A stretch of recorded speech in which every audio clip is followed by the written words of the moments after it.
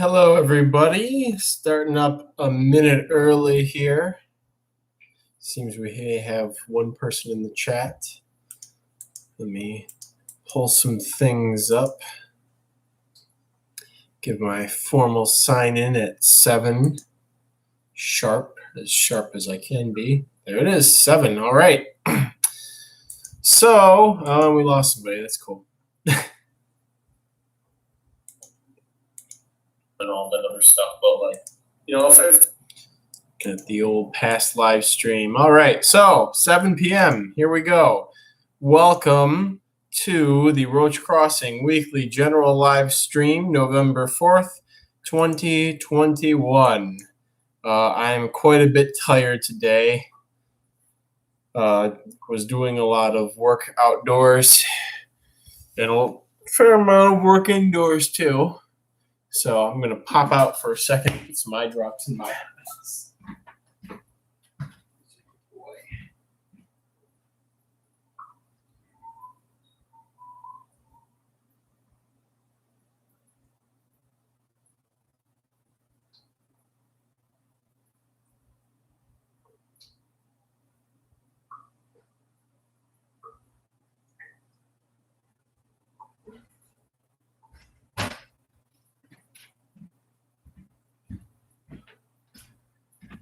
Oh, okay.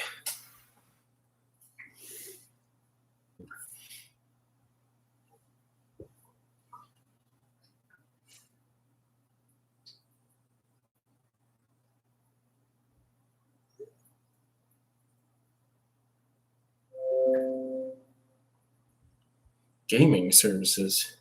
I'm not here to game.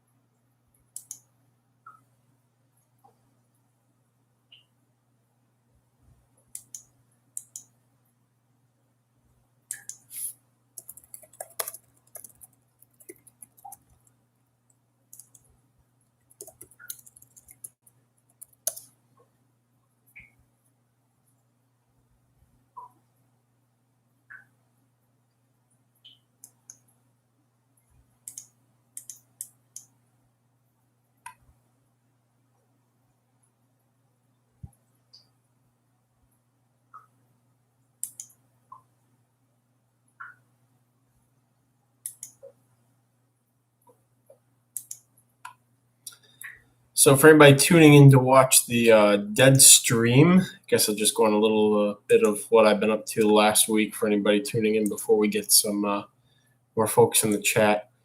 Past week, busy shipping, getting the bug room back in order, getting a lot of final odds and ends, things that need to be rehomed, switched around, what have you, finished up. Sort of winding down with the outdoor bug-looking stuff, kind of. I mean, this is the perfect season for springtails, and I've got a little bit to say about that later when we get a few more people in.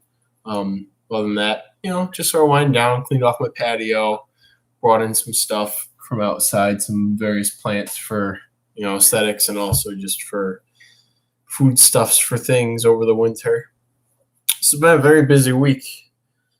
Feels like it's been more than 4 days.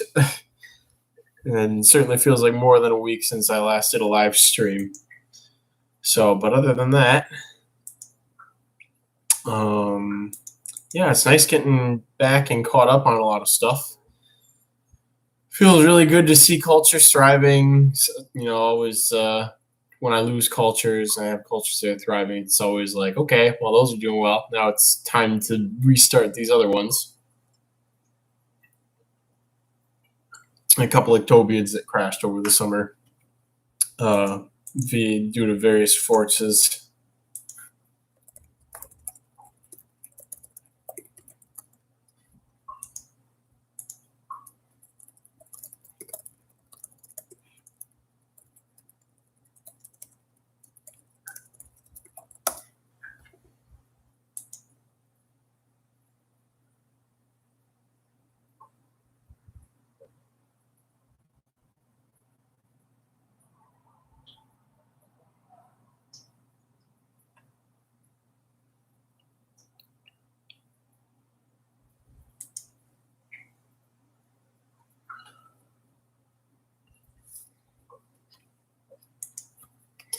I see we have somebody who has popped up. Welcome.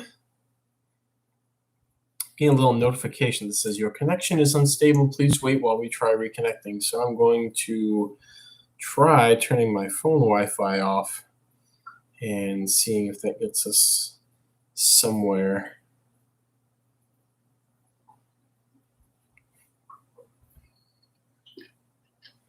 Maybe, maybe not.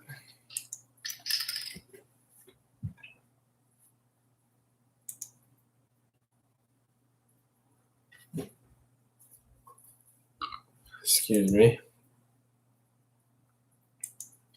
So yeah, just basically just getting things back up to speed. A lot of work, a lot of brain power, a lot of assistance in some realms. I reserve the right to continue yawning today.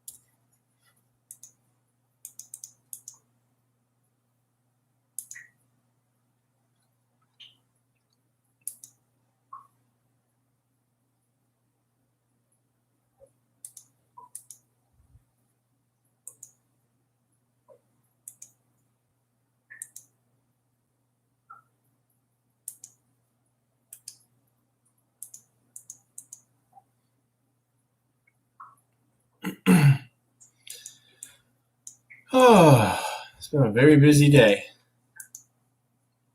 Seems also like more people sort of tune in around 8ish, maybe a little bit before that. So I may consider bumping the stream back an hour so we can get a couple more people in. I don't know.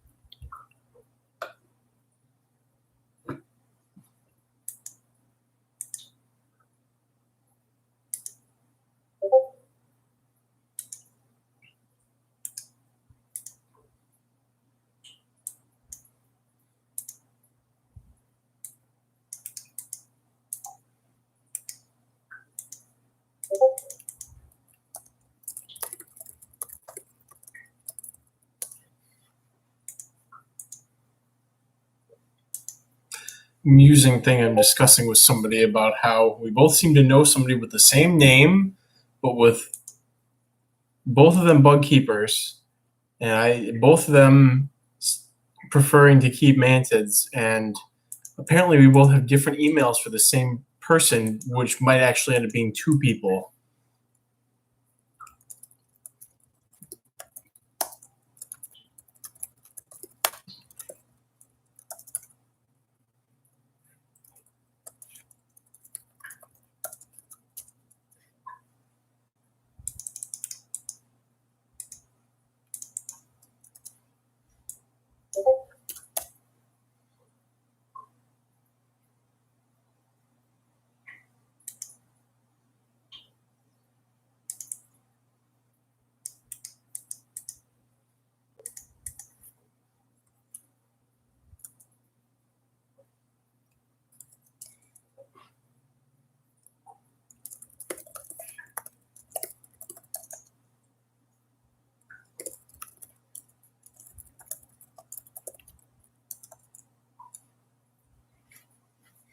Very, very interesting things.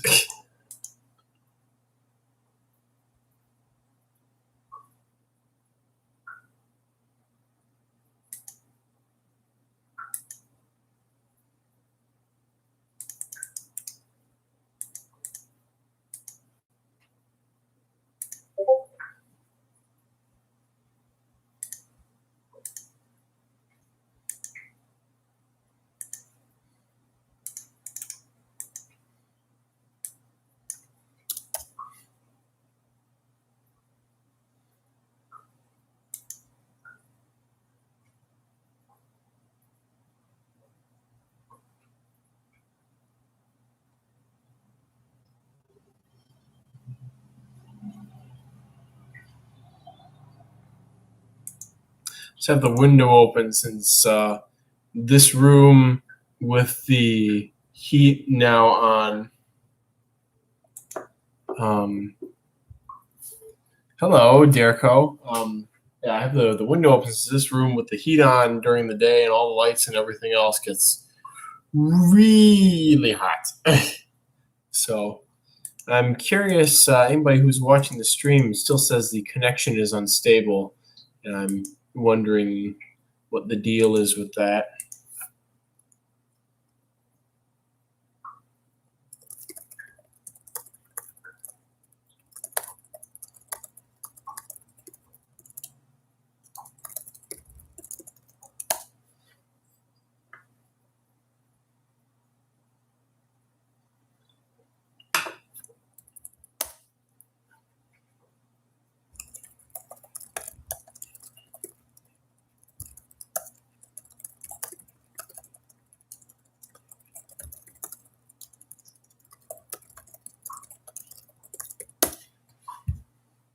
Very, very interesting.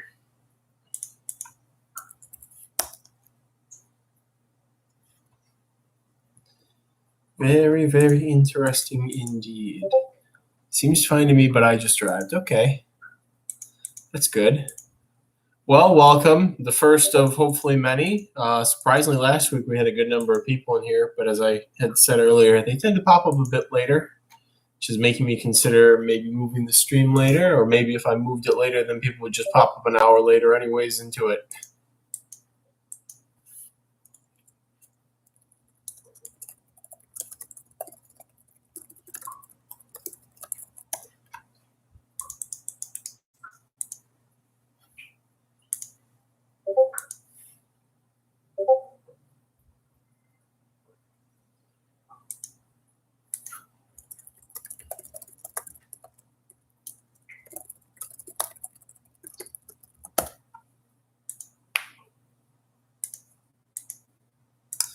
Contacting somebody regarding acquiring some orchid mantids. I have a friend who is not the hugest bug person. I mean, he likes insects, but not enough to really be like a hobbyist more than like having like maybe 2 or 3 things he really, really wants. So he's been interested in getting some orchid mantids and believes this person may actually have some, which would be great.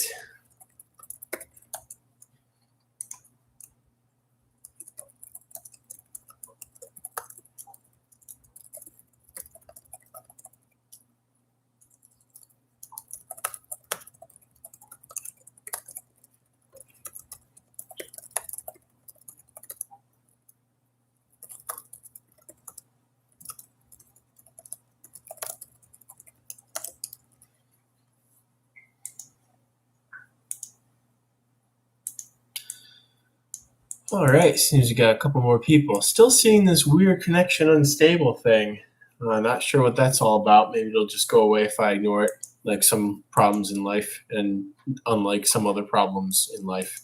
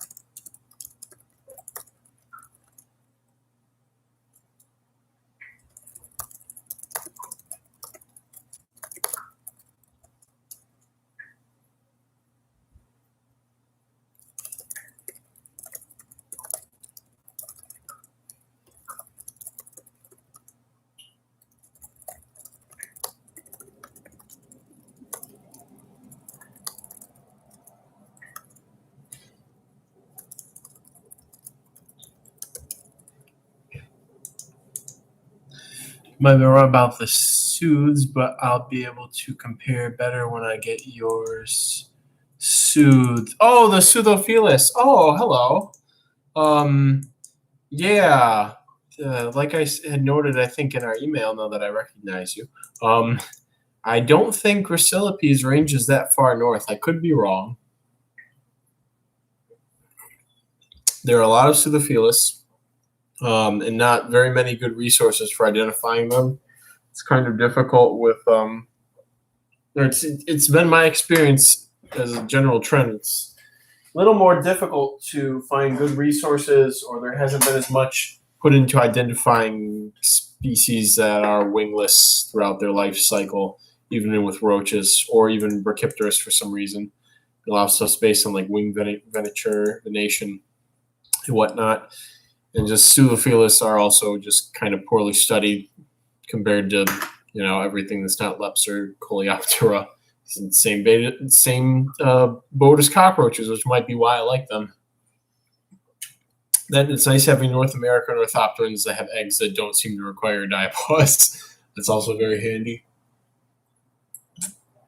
So I do have a couple more species. TJ Invertebrate Dude sent me Pseudophilus agassizi last year. Colony did well, and then started piddling along, and now seems to be doing well again with more hiding spaces added. I have a couple of species from the Southwest trip, possibly Pseudophilus variegatus, which is very beautiful.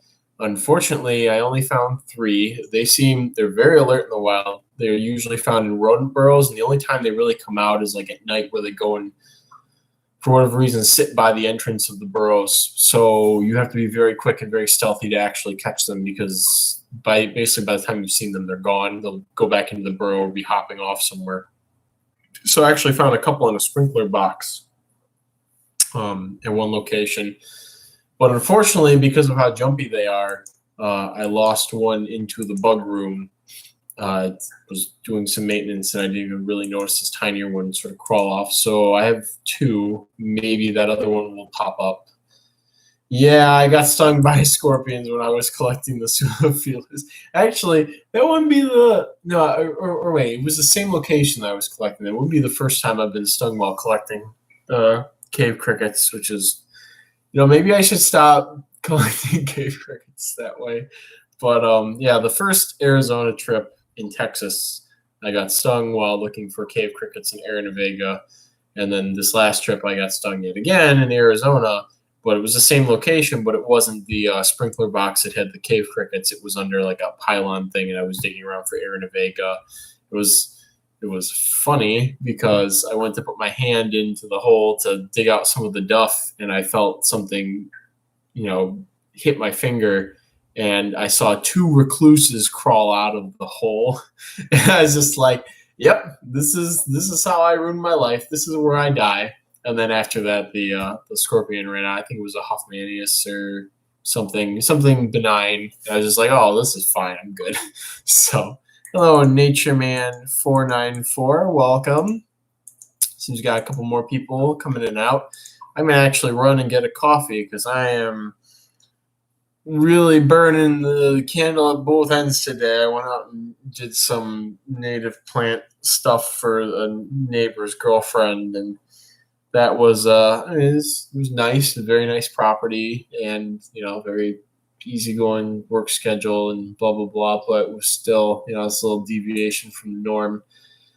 We did find some stuff over there. She was on it was like a oak, hornbeam, sugar maple forest on a bluff overlooking a tamarack swamp. And so we did some poking around when we were done with work. I found quite a few cool mosses, other bryophytes. But in the soil were Pogonognathelus. I'm pretty sure they're Pogonognathelus springtails, which look almost identical to Tomoceros, but they're a bit longer. So I was happy about that, since I already have a culture of Tomoceros vulgaris going. It'd be, I thought it'd be cool to have Pogonognathelus. So that was a happy, I guess not really an accident, but yeah. So that's today's been quite a long day. And then went and did some bug work when I got back. Putting away, setting up some new colonies of stuff, the usual. Thankfully, kind of on top of maintenance, except for isopods. So, so I will be right back as I go and get my source of eternal energy, caffeine. Hello, Big B. You watching this stream?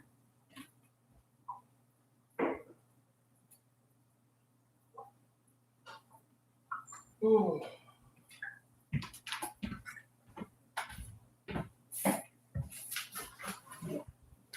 Oh. So yeah, just a lot of misc bug projects all over the place. Kind of the new way that things are.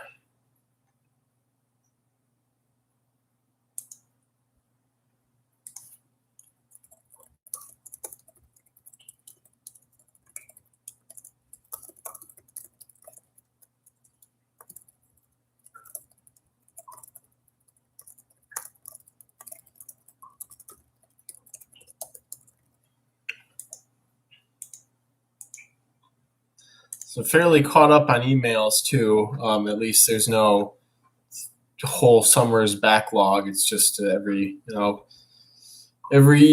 1 to 5 days, depending on how the work in the basement and stuff is going. So that's been a positive thing.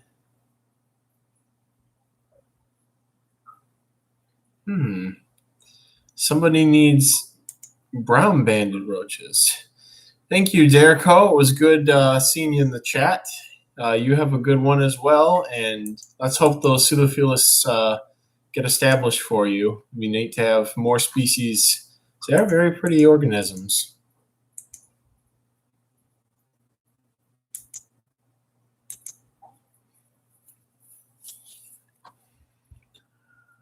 Oof.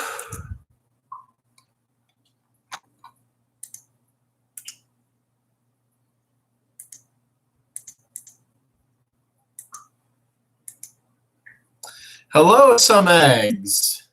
Good to see you. It's nice to have some regulars.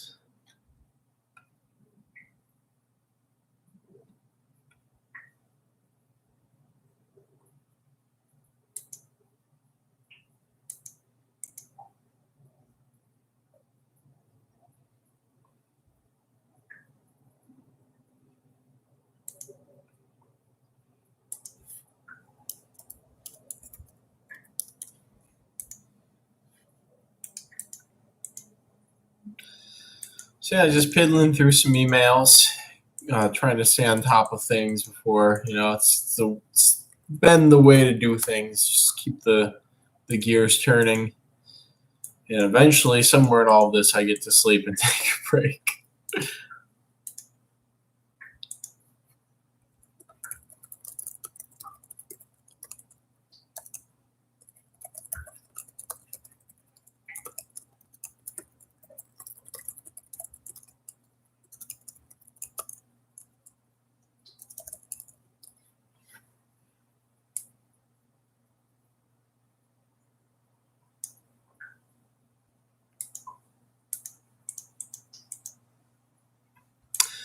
I guess I did forget.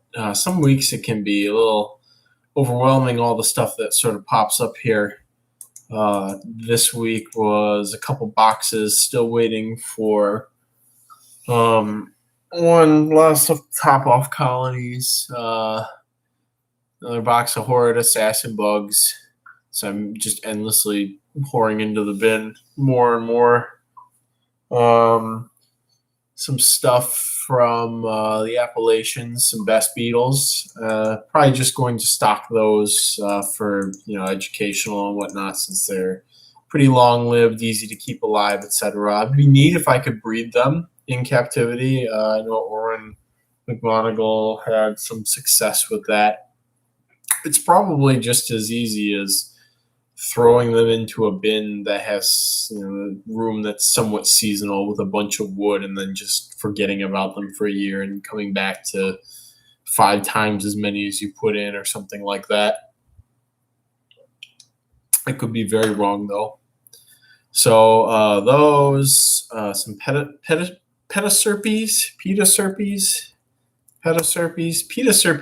sounds a little wrong to me. Petaserpes, polyzonid millipede. Kind of weird, about as endearing as the brachycybe are, because they're little nubby looking things.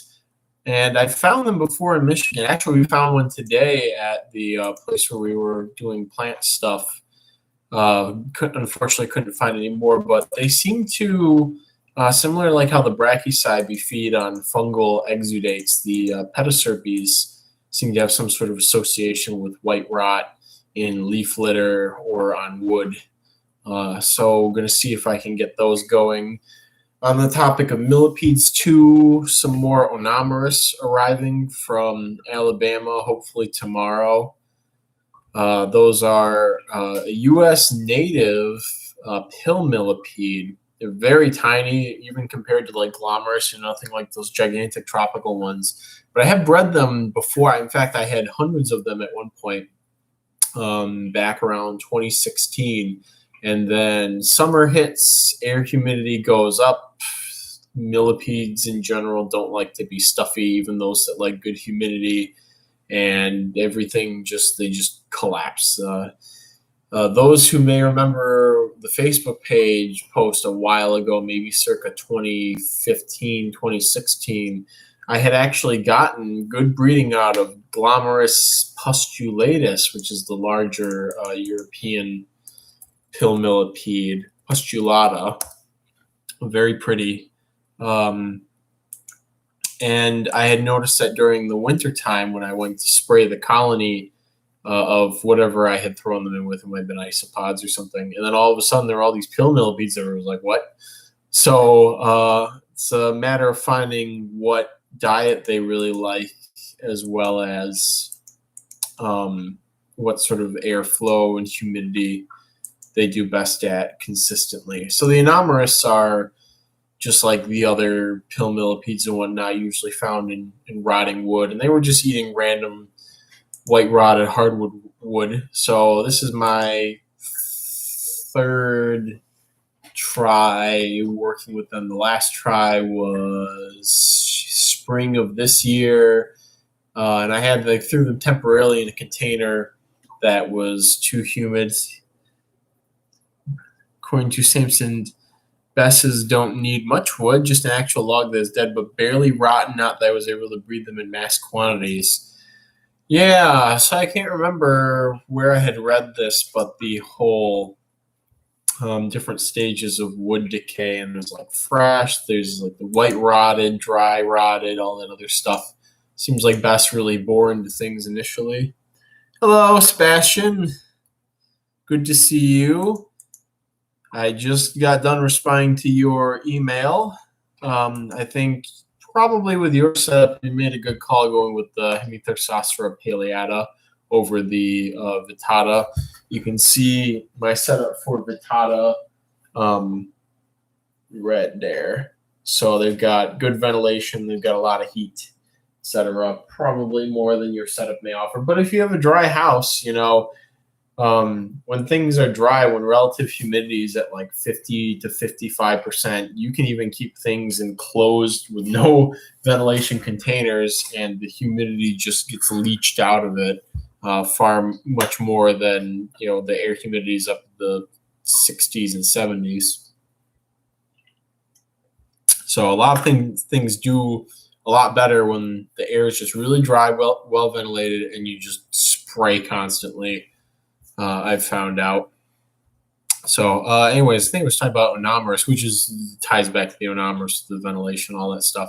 So this time, to be sure, I get a colony established. They're going in a 5.5 gallon tank. I might even be dumb enough to do a 10 gallon with a screen lid and just loaded with white rot wood from outside and some composted hardwood pellets, and then some like Pleurotus mycelium that's been worked in there with a bunch of others. Just throwing everything at them, keeping half of it moist and half of it dry, and then just forgetting about it and hope that I open it up in like a year and there's like a billion of them in there. And then that would be cool since the glomerates people don't really seem to have available. Even the people who breed them don't seem to have really good, consistent results, which has been my experience. So, it's the other fun things from that have arrived so far. More things from Samson, some Millies, some future project Millies. More Bryceville, Venoni, Sei, hoping to pester the life out of somebody to get some more Nodus again, and probably going to throw them both into the 5.5 gallon tanks. Yeah, best of the best beetles. Some eggs. The Odontoteneus. Let's see, Teneus. Google does not know what I'm trying to say. Odontoteneus disjunctus. There we are. The patent leather beetle, or the horned Pachyllus saproxylic. Okay, it just says consists of wood. It doesn't really tell you what that means. They feed on live wood, even possibly. So it's yeah, wood that is dead or decaying, triturated wood. What the heck? Wood is consumed widely by the males. Reconsumption by all family members. I hate when people use these like overly complicated words that have that could have multiple meanings in multiple different contexts. It's just say like decomposed wood. Like, you know what that is in a biological context. Sebastian, that is good to know about the Paleata. The humidity here in Colorado is pretty much 0% all the time. So the challenge is usually maintaining enough humidity for. So knowing that you're in Colorado and having the dialogue about that right now, you could maybe try Vittata when I have them available. In fact, actually, that's big news that I brought up to you, Sebastian, in the email, and to a select few other people. Is I was bemoaning last week or the week before Hemithorsassera Vittata, and how I put all this effort into the setup and have been waiting so patiently for months now, because I had adults when I left even before I left for Arizona. So it's been like 2 months, 2.5 months, 3 months-ish. So I was bemoaning how I was waiting for babies to pop up, and I wasn't sure the setup was going to work or something else was going on, blah, blah, blah. And then a couple of days ago, I actually found babies crawling around when I sprayed. So the setup does work. The only question now is how it'll do long-term, but considering that the ones that I received were pretty small and did extremely well in that setup, I feel pretty confident saying that they're going to establish. So let me see if there's any babies out right now. Not really. There's a lot of Willosia springtails, but I don't see any babies out. They usually, along with the adults, come out when I spray. Population density is still very low in that container. Usually once the density gets substantial, that they don't feel afraid, they can touch antennae constantly or run into each other, they stay out constantly. So but yeah, so I've got babies, and if it was 0% humidity in your setup, maybe could be worth trying Vittata, but the Paleata are definitely pretty ironclad, especially to drying out. My culture dried out completely over the summer, not completely bone dry, but to the point where there was just one little patch of humidity. And then when I sprayed, I saw a bunch of tiny nymphs crawling around. I was like, oh, well, we're fine. Actually, Brandon Maines had brought up he had a similar experience with his colony with completely desiccating and then going to check on them and finding a bunch of babies. So they're pretty foolproof. So that's probably a good idea to start. But hey, if you do well with them and you like pretty day active roaches, the next thing to upgrade to would be the Vittata, assuming that I have a good number of them available. So I get a little cold in here. There we are. So anybody who's watching, I've been getting this thing that says connection is unstable. Please wait while we try reconnecting. It's kind of been up there this whole time. So I was curious if anybody in the chat is having any issues with interrupted stream or what have you. And no, it's not a medical condition.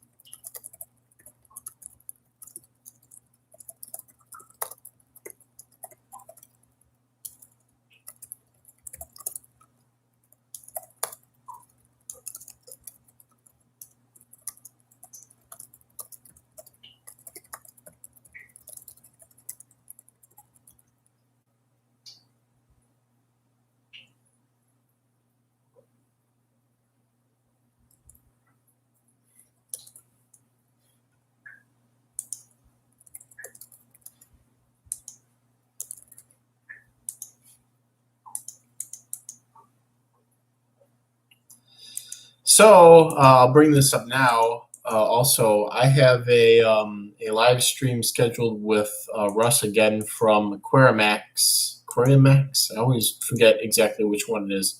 I can look it up though.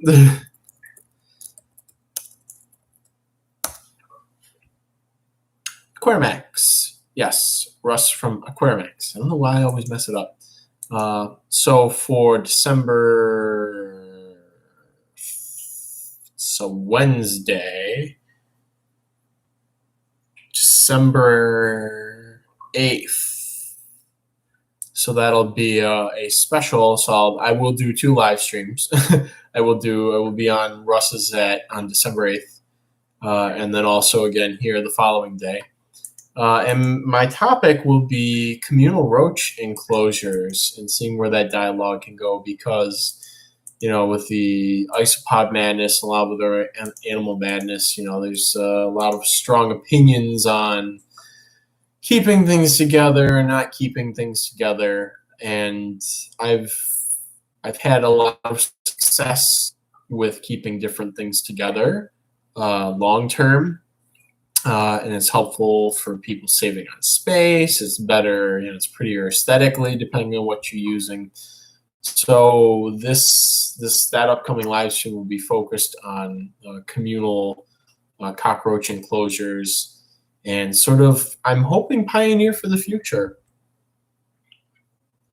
I think that the size, the colors, the overall forgiveness of a lot of roach species in terms of husbandry could open the door for something very similar to traditional fish keeping. Because, if you look at that on paper and you see all these different fish with all these different care requirements from like all over the world, and then you see the recommendations, oh, this is a community fish, oh, this is that.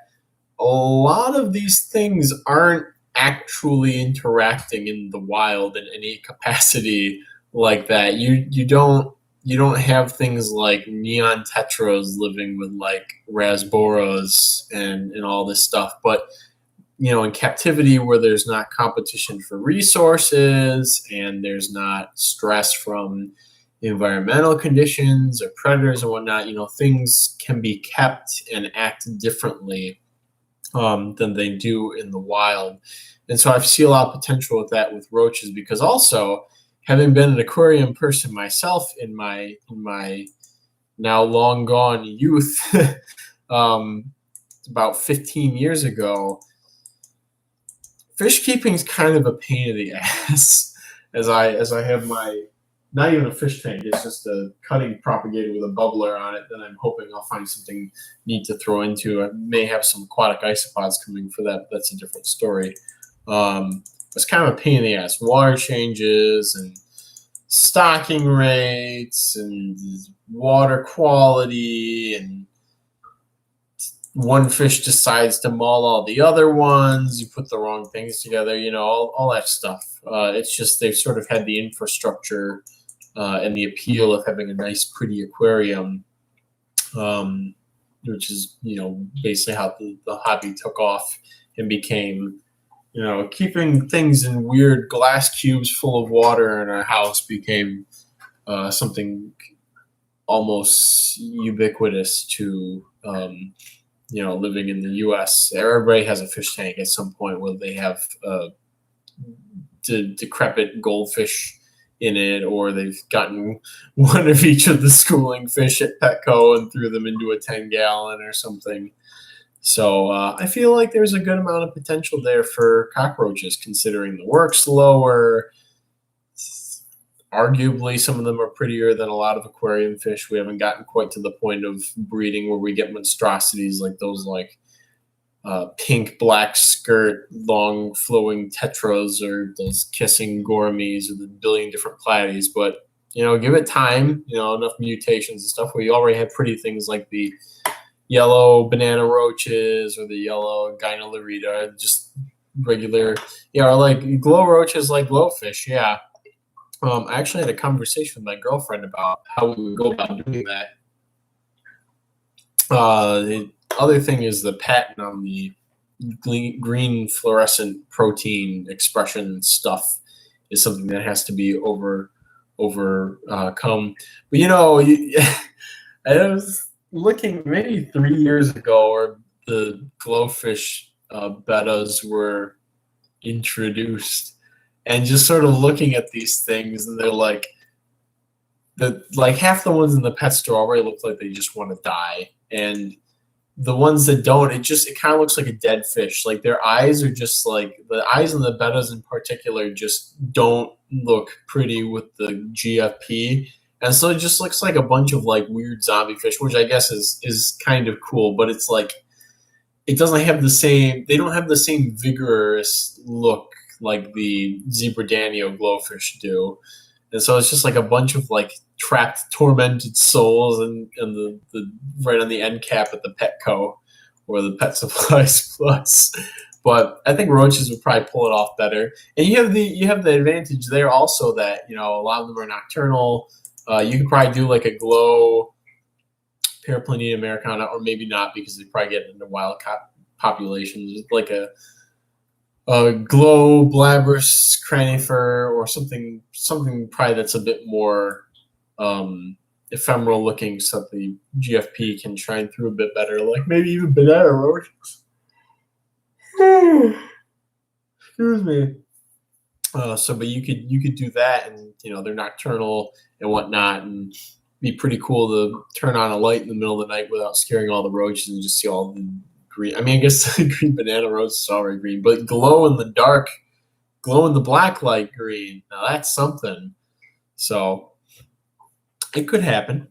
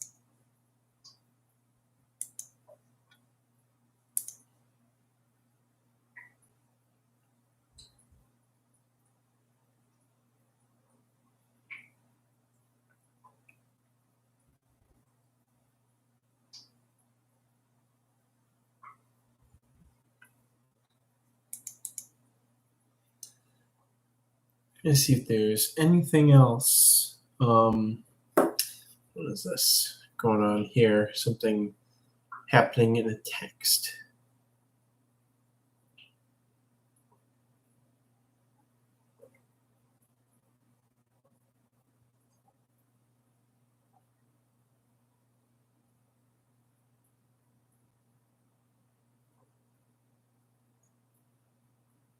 talking with Derek Niehaus, who has been a very good isopod contact with me about the orange cream Prusellinides prunosis, how they've just sort of like exploded into many different directions in terms of people who've managed to acquire them and whatnot after I released them last year. So it's always interesting to see stuff and also see how people spin stuff and bastardize common names and line names and all that other stuff. So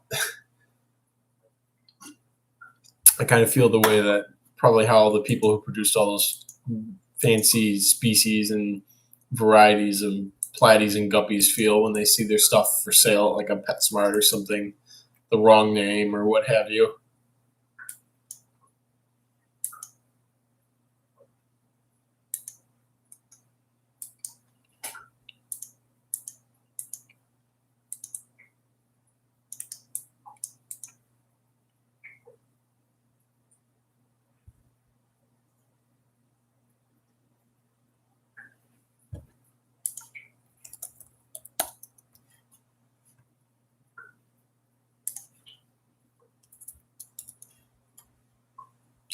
Weird. I seem to have something on auto send, which is not good for answering emails.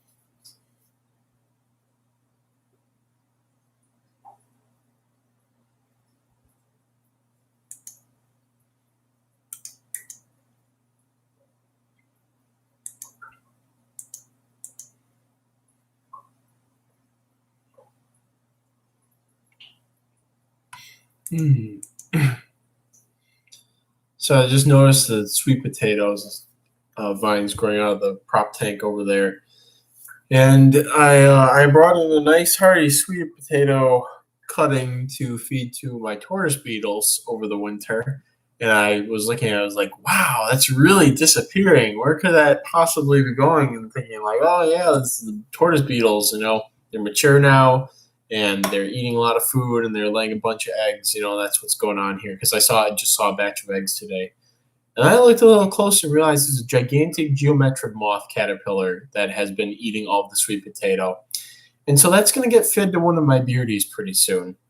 And now, I've got plenty of sweet potato there, thankfully, to I think get me through. Hopefully, get me through the winter, and I could probably start another one if I really need to, in case I start really sweating when the larvae pop up. But it's still an inconvenience because that other vine had a lot of really good hardy leaves that would have lasted even with a bunch of bite holes in them. Freaking caterpillars! I even think I soaked that whole. I took the whole cutting and put it in water for a couple of hours just in case there's anything on the leaves, to drown it. Might have been an egg or something that could tolerate that sort of submission. Sweet potato raised worms are probably safer for eating than potato raised bugs. Yeah, since the sweet potatoes are in the convolvulaceae and all kinds of stuff outside. So if I still had deer in my yard, they would be eating the sweet potatoes. And wonder if I don't know if any cultures actually eat sweet potato leaves. Cooked sweet potato leaves. Let's see if anybody uses them in salad. Yam leaves, stir fried sweet potato leaves. cooking sweet potato leaves, sweet potato greens in coconut cream. 4 ways to use sweet potato leaves in cooking. So yeah, they're apparently edible, at least when cooked to humans. Yeah, it's probably dependent on the variety too. I can't remember what the one that I had that was outside that those cuttings came from, but I'm scheduled a root crop harvest for Sunday because we got our first below freezing night, but I don't think we've had a proper frost yet. But it's anything that's not protected in my front yard, including my what is the Latin name for that? Hardy blue mist flower, which is almost native to Michigan. Conoclinium celestinum, blue mist flower. It's native just south of Michigan. So that usually blooms late, and all my blooms have died back, not because they've been pollinated, but because of the frost or because of the cold.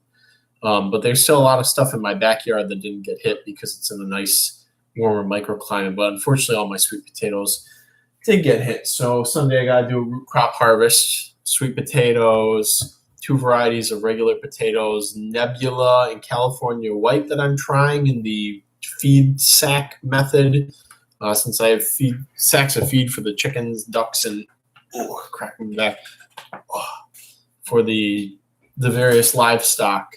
I was told that you can start the potatoes in the bottom half with a bunch of compost and just layer it up as you would do if you did potatoes in hills. So I have a couple bags of those that I need to crack into. Dahlias, I did dahlias as well. The tubers are actually edible. Cannas also have edible tubers. African potato mint, I'm not sure how that did with the frost or with the cold. Sweet potatoes, couple varieties, and I know I'm forgetting something. Aca is a Peruvian root crop. That's an oxalis. So I have a couple of those I need to go and dig up out of the pots, a couple varieties, and see if I got actual substantial yield from them, which I think so with our late, our warmish fall that is, seems like our temperatures are about to bounce back up. I think I'll probably have a good harvest from pretty much everything there. You're just in such rich compost and very well taken care of this year.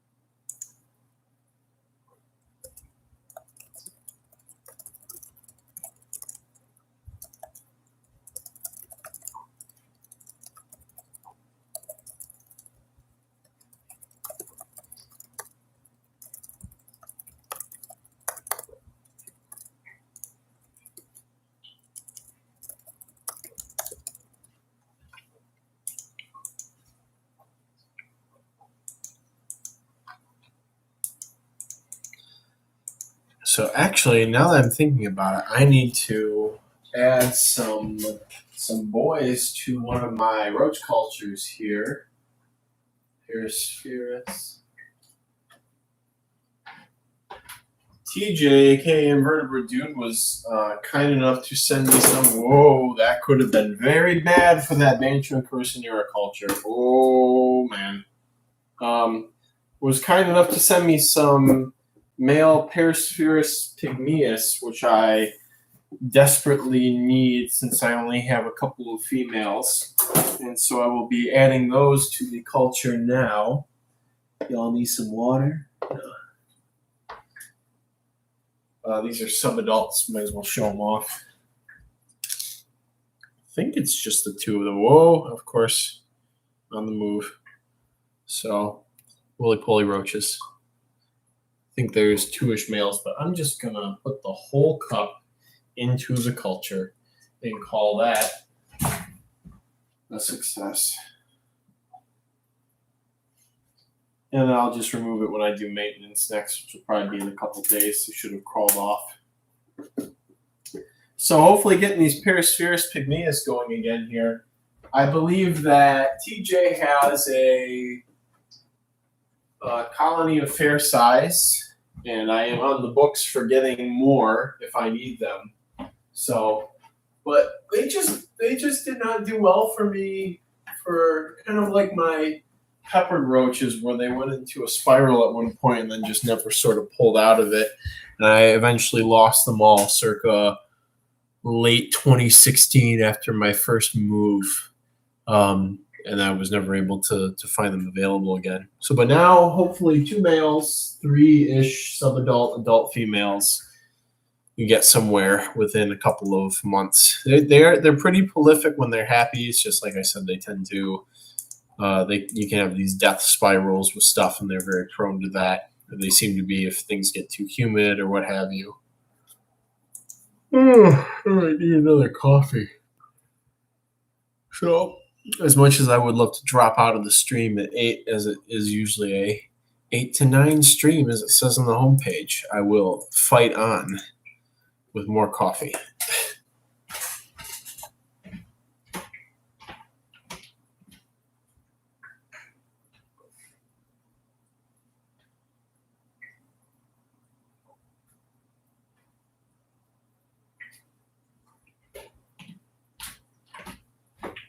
Coffee minus the coffee, just the caffeine.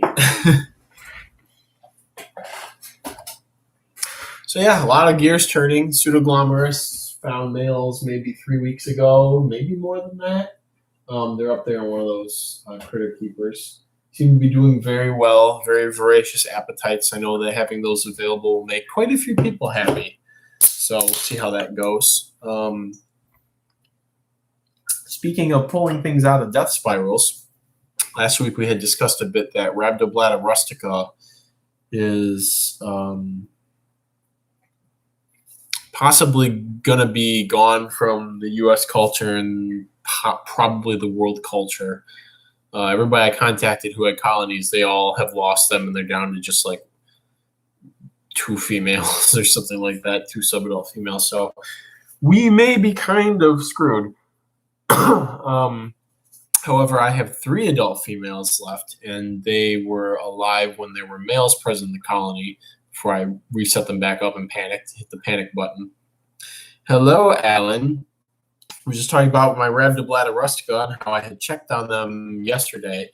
And the 3 females that are alive look pretty good, and they look pretty plump. So, if I check in there in a couple weeks and see babies, I will feel very confident that we're not going to lose the species in culture, because what we'll do, instead of being a complete idiot, complete idiot, I will immediately distribute them to several people once the culture gets back up into numbers, and I will just probably end up just constantly getting individuals out of there or throwing leaf litter in or something, doing things very obsessively to keep them going until I know a few more people have them, since it seems like they could be gone. And that's our only Rhabdoblata in culture in the U.S., and, as much as I know other people abroad say that they have cultures of things, if you just got a bunch of them in wild caught and you got like a handful of babies, it's not really culturing it if you haven't had it for a couple of generations and know what to do in case they die. Stuff completely dies. Like for a while, Morphin immaculata, people were saying they had colonies of that, and they just had adults that were dropping babies, and then apparently nobody got them going. So, a couple generations is where I would say that you have a culture. Otherwise, you just have some individuals for breeding, and it's all up in the air from there.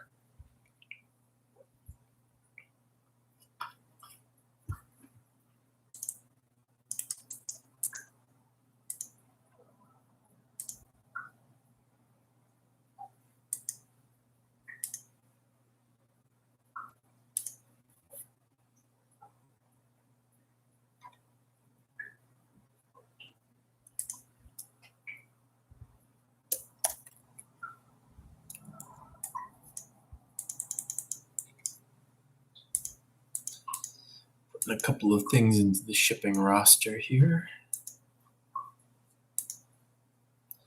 Any luck with species Borneo? So I have adults now. Most of the ones that you have sent, Alan, actually have been maturing. No babies, no surprise since they just started maturing. But actually, Chandra, last name Or? Chandra decided to sell her colony. And so, actually, you may have been the one who told me about that. So I bought that from her. It was maybe like 20-ish medium nymphs in good shape. So they're all set up in the original setup in the same spot that they were in last year. Everything is the exact same. There's just 1/100th the number of roaches in the container. Yeah, I don't know if anybody else. Ty has them. He was going to sell me some before I learned about Chandra selling her colony, but then he decided to keep them, presumably because he needed them. So yeah, they're doing fine. I have no doubts that I'm going to get the culture is going to reestablish in there. It's the same thing as last time, same place, same food, same everything. It's just I was really an idiot. I put them in the spare. There's the main bug room, and then there's a spare room downstairs I've used for reptiles or plants or what have you in the past. And I put them in there because I was going to do work on them later, and I just wanted the bin out of the way. And I just sort of never did it. I just was like, oh, there's fine. This is going to be like, I'm going to go to check on there, and there's going to be like 50, and that's fine to continue the colony with. And I just kept putting it off, and then went to go check on it. I was like, oh, a lot of isopods in here. There's like one roach. So they'll be fine. I'm way more concerned about the rhabdoblata. So we will see how that goes. The females all look plump. They all look healthy. Really think that they're all fertilized, which is what we need. And it'll be funny if this is another catastrophic event and the population in the U.S. just retracts to those 3 females, and then everybody's colonies are descended from the 3 females, and blah blah blah. Yeah, I would really think that if they're actually fertilized, that there will be babies at the absolute latest by New Year's. I wouldn't be surprised if babies popped up within 2 weeks, but I'm not gonna, count on that. I'm going to be optimistic while also assuming that we are screwed, if that makes any sense. So yeah, other stuff I received. TJ also, he sent a couple male Perispherus pygmaeus and another set of Plectoptera, because currently the Plectoptera are in the Loboptera decipiens culture, which I had pulled out of a tank downstairs. They weren't doing very well on a 5.5 without heat, so now they're up here on heat. There's maybe like a dozen subadults, and so now they're in that bin. And I was saying up, I was like, I don't have the patience, and also these Plectoptera are so freaking tiny. I just threw them in with the Loboptera, and so now we're just gonna wait. The first set, and see. And I had seen one molting, so I know that they're still in there. I just don't know how many are still in there, because a couple had died in transit from just being too small to exist on the physical plane and just like dying on the paper towel and stuff. However, TJ, as I mentioned, he sent more, and I think there was 5 or 6 in there. So those are currently in this container right here, trying the sort of the Auburn setup approach with a wick water or no substrate, a pine cone for hiding, and all the food they could ever need on there. So I'll just leave this and see what we end up with in a couple of weeks, and hopefully they grow pretty fast. Brain's trying to figure out if I want to turn off the fan and close this. Probably close this. So yeah, those will be neat to get going. I wish that they were the other Plectoptera species, but we should probably hammer out the husbandry for this. How are yours doing, Alan? Do you have like an actual colony going yet, or is it just TJ shipping out the niblets that he's been producing?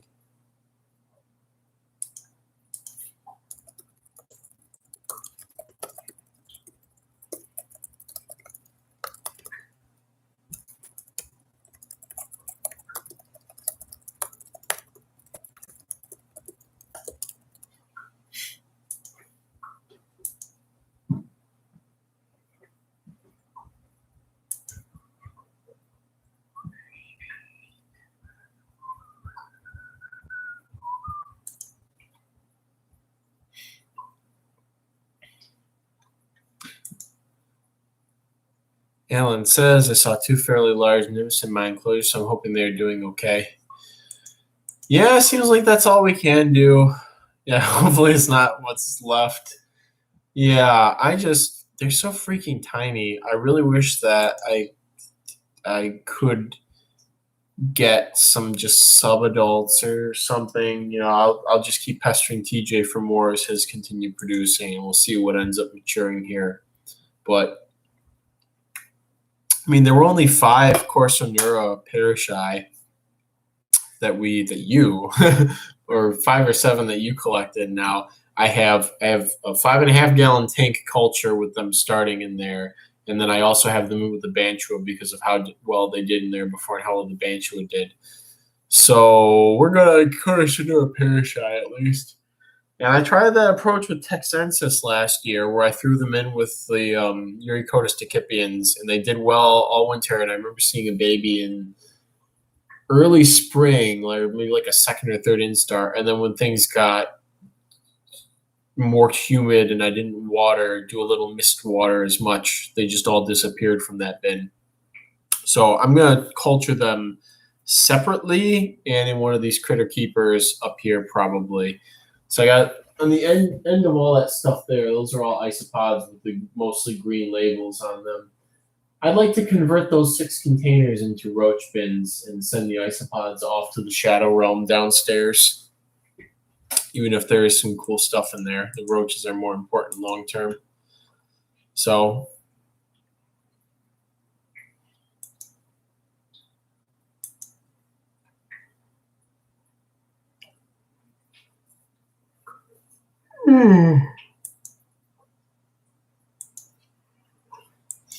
So I'm thinking I'll probably go another 5-ish minutes, and then we will say our goodbyes for this week. I am quite tired from my day today. Tomorrow should be a bit easier on the loins. At least, it'd be nice to do something other than work today, I guess.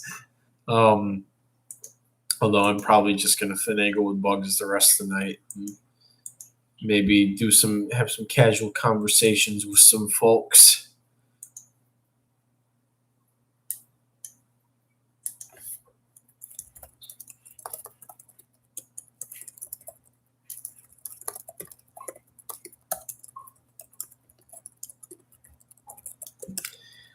The Wisman giant Tenebrio molitor have been gaining popularity, I've noticed. I've had quite a few orders for those, quite a few inquiries, and a few orders being finalized now for them. Try using dry sassafras. You can use pretty much any leaves for bugs if they are. Oh, my boy needs me. He sounds like he was making some sound. Probably needs some love. Use pretty much any leaves as long as they're aged long enough, and especially if they're soaked to sort of getting those phytochemicals out. Stuff eats sassafras leaves in the wild that have fallen. I don't think they might after they have fallen to the ground after they've had their chlorophyll and whatnot taken out of them, and they're dead dry and yellow on the ground.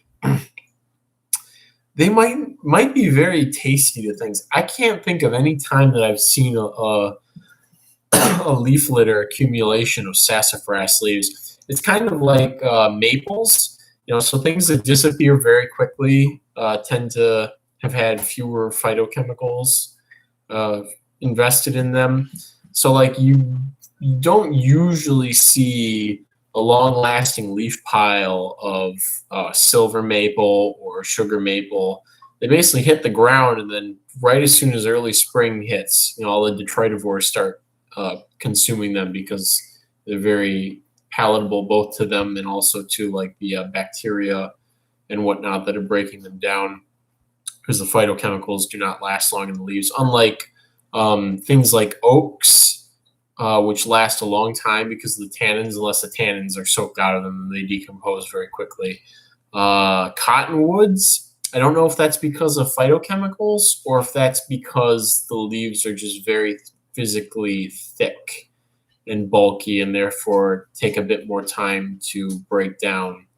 But yeah, you usually see cottonwood leaf piles around here, oak, never really sassafras, never really maple, not really mulberry. Trying to think of other things that really break down fast and things that don't. Even walnut breaks down pretty fast. You see, like the stems to the leaflet seems to stick around a while, but the actual leaves don't seem to. Remember Edward Hughes thinking, yeah, the sassafras, FDA banned using it in products because of possibly carcinogenic properties. But the thing is, there's still a lot of other things. Let me see. Before I talk like an idiot here, let me see what family sassafras is in.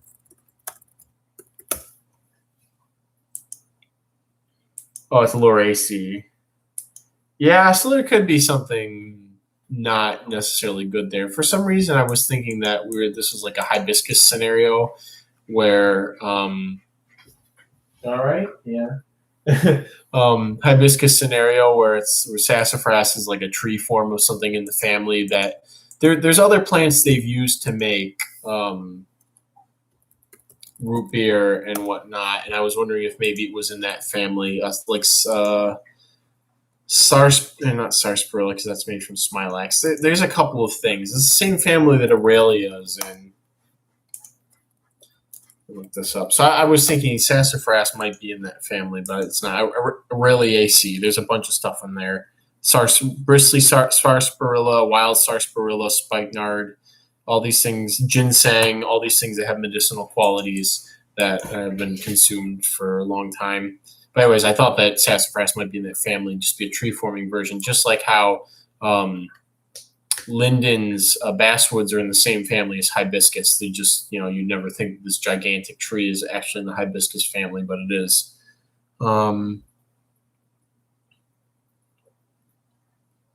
Yeah, spice bush and bay leaves and stuff like that. So who knows? Maybe it's also one of those situations where they found out that one particular chemical was carcinogenic in mice, and so they were testing the mice with just that. They had a lab isolate of that and determined, oh, this one chemical causes cancer, and that's where they're like, oh, that's the primary active ingredient or something in sassafras, so you can't, it's banned. When in reality, there's a whole slew of other phytochemicals, and it may not have those effects when it's consumed with the other things that are naturally present in sassafras roots or something like that. It could be one of those scenarios where there's sort of that disconnect between, in vitro and the in vitro approach to isolating a certain component and presenting it and then drawing conclusions from that, and the sort of more holistic approach to things. So who knows? But anyway, so my thoughts are sassafras is probably fine to use once it's died and fallen off the tree. The tree retracts as much resources as it can from the leaves before dropping them, because that's, it needs to convert things into sugars and whatnot for the winter. Or is it starches? You can convert it to starches for the winter and then sugars. Or no, the sugars travel from the roots back up into the leaves during the springtime.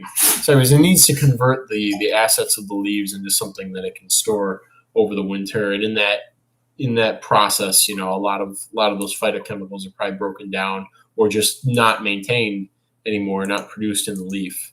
So I would be inclined to say the dead, dry sassafras is fine for invertebrates. But at the same time, there's plenty of other stuff that you could use too.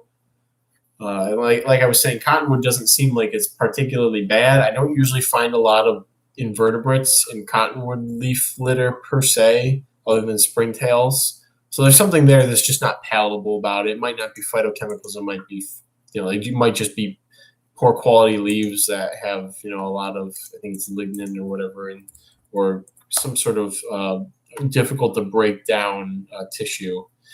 And now that I'm looking up lignin, it just jogged my memory that Will and I collected a log today that we found a termite under probably Reticulotermes flavipes, and I don't think Will took the log out of my car.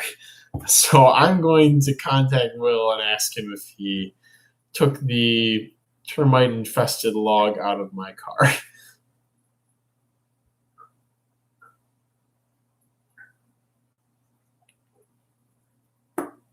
Yeah. So I just sent him a message asking if he took the potentially termite infested log. Oh, hey Will, that's you? I didn't realize that's you. Natureman494 is Will. Yeah, it's still there. Yeah, I'll probably go get that after the stream. This is probably go another 7 minutes and then go grab it. Worst thing that could happen is they crawl out of the log and we're out one termite colony. I'm pretty okay with, if there's termites in my car, that's all right, but like I don't want to I don't want to lose a hard-earned termite colony, even if it is just flavipes. We got next year got to go back to Silver Beach so I can restart my Reticulotermes erinancula colony. I'm upset that was a victim of the lack of maintenance over the summer stuff, but oh yeah, that's good. If the termite colony log gets in the wheelbarrow, that's really the best case scenario, I guess. Yeah, I'm not sure what the approach is going to be there. Like, there's part of me that's like, we need to get an axe and cut the log open, and like, if there's a big colony in there, like, if there is, if they haven't gone into the ground for the winter, we need to extract the colony so we don't have to deal with a giant log. But then there's another part of me that's like, you just put the log in a 10-gallon tank and forget about it. But I guess I'm more like, I want to make sure that there's an actual colony or enough there to get some reproductives going before investing the time and space of putting it in a 10-gallon. Yeah, just put on coconut fiber, don't bury it. But there also might be something in there that will proliferate and eat the termites or something. So I'm not sure if I want to do that. Speaking of termites, as I mentioned, my Reticulotermes erinancula colony burned out, and by burned out I mean it dried out even during the summertime because of pure sand substrate. So I'm upset about that because I collected maybe 20 of those back in 2018 and was able to get a colony established from them. And they came from under a piece of cottonwood wood on the shore of Lake Michigan. And I didn't encounter any more after that. It's not really the environment where you would be able to go and find more of that scenario, with ease. Although maybe at a time of year where there's not like crowded beach parking and stuff like that. So I gotta go back maybe next like May or something before people start swarming the beach and see if we can find another termite colony to get those dune Reticulotermes, which apparently, they go back and forth on the taxonomy. It's absolutely maddening. These species that can hybridize and that have, these ranges that can be further than you'd expect, where there can be genes flying between populations of different species because, the elates just get picked up by the wind and thrown wherever they're going, and they mate and start a colony there, and then you've got, more genes of one species occurring in another species population or whatever is going on with that. But erinancula seems to be a species that is currently in the middle of like hardcore adaptation to its environment on the dunes. And so it's a very high interest to me to get another colony going. And also, they seem to be very durable other than when they dry out completely. So that's why I'd like to go back and restart them. And, it shouldn't take too long to get results considering last time. But so we may have flavipes, erinancula. There's one more species in Michigan, and Will has a map for the ranges. It'd be cool to have all three Michigan species. As horrific as that sounds to people who don't like termites. But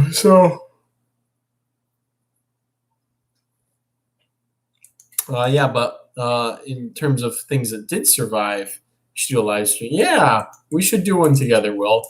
Again, other than the pseudoscorpion one we did. Zootermopsis. colony of C.F. angusticalis. Came from Washington last winter, and they're doing pretty good considering they dried out, but there was more absorbent material there because it was an almost all wood substrate.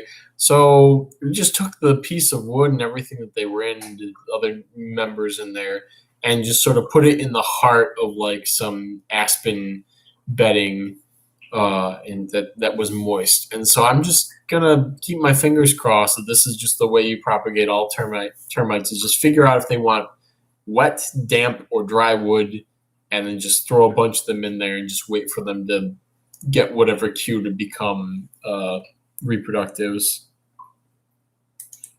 Just drive over, Chris.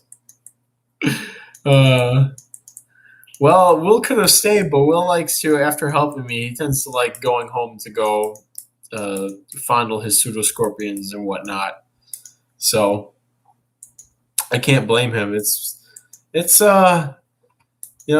been getting a lot done. So much has been getting done here. Days kind of blur together, and just kind of the gears keep turning.